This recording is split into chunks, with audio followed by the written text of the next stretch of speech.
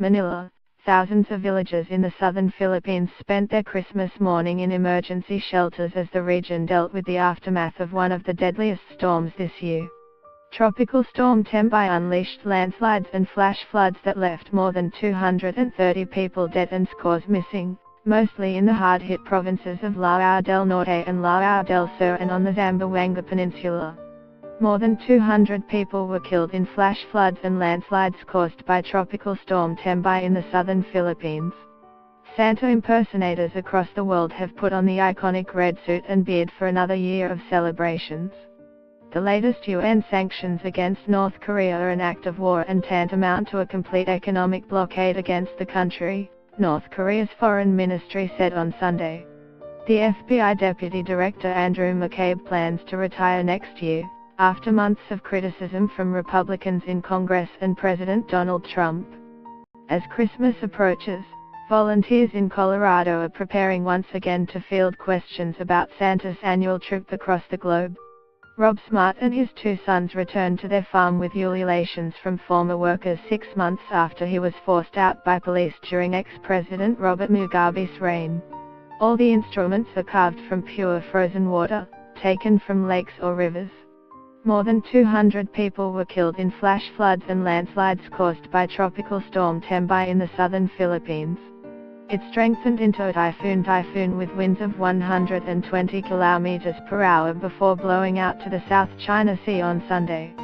It is now expected to slam into Vietnam late on Monday. We're really sad that we have this news, especially because our countrymen were looking to celebrate Christmas, Marina Marasiga of the government's disaster response agency said. Intense rainfall in the mountains most likely caused landslides that blocked rainwater, she said. When the naturally formed dams broke from the pressure, torrents of rainwater smashed into the villages below. Mayor Bong Eding of the town of Cebuco blamed logging operations in the mountains for a flash flood that swept away houses with residents inside.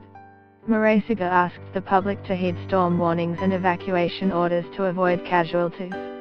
Thousands of villagers fled to emergency shelters and more than 500 passengers remained stranded in airports and seaports after the Coast Guard prohibited ferries from venturing out in the rough seas and several flights were cancelled as the storm raged on Saturday.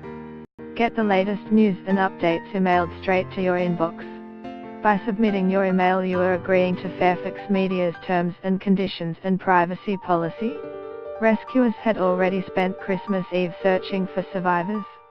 Disaster officials said 159 people were listed as missing while about 70,000 had been forced from their homes. The death toll was expected to rise as rescuers gained access to rural areas. Misery in the largely Christian country was compounded by the death of at least 37 people in a shopping mall fire on Saturday, city officials said. It swept through the mall in the city of Davao, killing at least 37 people, most of them workers at a call center.